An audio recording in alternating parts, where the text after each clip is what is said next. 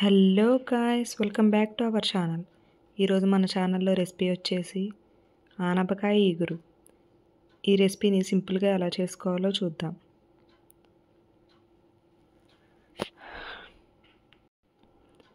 ముందుగా స్టవ్ మీద కుక్కర్ పెట్టుకొని కుక్కర్లో ఆయిల్ వేసుకోవాలి.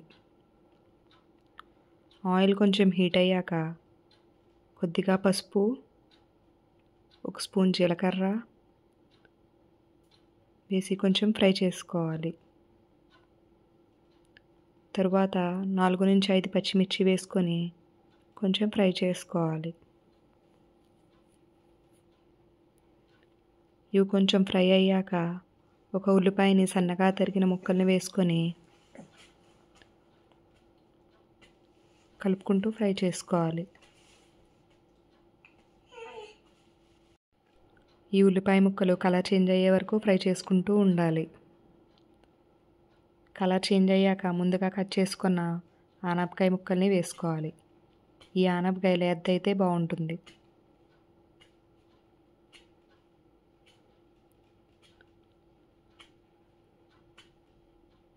ఈ ఆనపకాయ ముక్కలు మొత్తం వేసుకొని ఒకసారి కింద నుంచి పై వరకు కలుపుకోవాలి. ఒకసారి మొత్తం కలిపి మూత పెట్టుకొని ఆనపకాయ ముక్కల్ని కాసేపు మగ్గనివ్వాలి. అప్పుడు ఆ ఆనపకాయ ముక్కల్లో నుంచి నీరు వస్తుంది.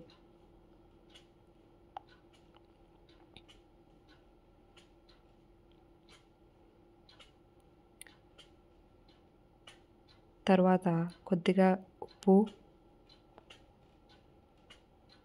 కొంచెం కారం, కొద్దిగా పసుపు వేసి కలిపి కుక్కర్ మూత పెట్టుకోవాలి.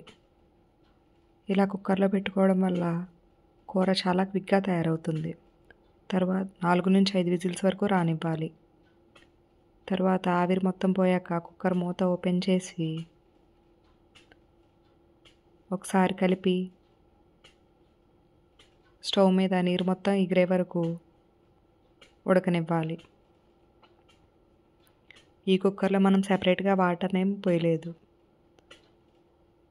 ఆనపకాయ ముక్కల్లో నుంచి వచ్చే నీరు ద్వారానే కూర ఉడుకుతుంది. నీరు మొత్తం ఎగిరాక ఒక 150 ml వరకు పాలను పోసుకోవాలి.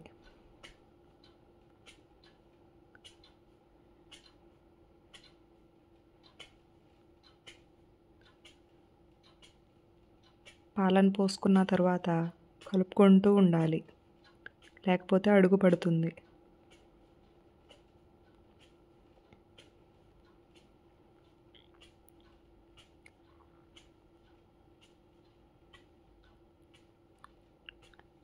ఇలా నూనె పైకి తేలే వరకు కలుపుకుంటూ ఉండాలి.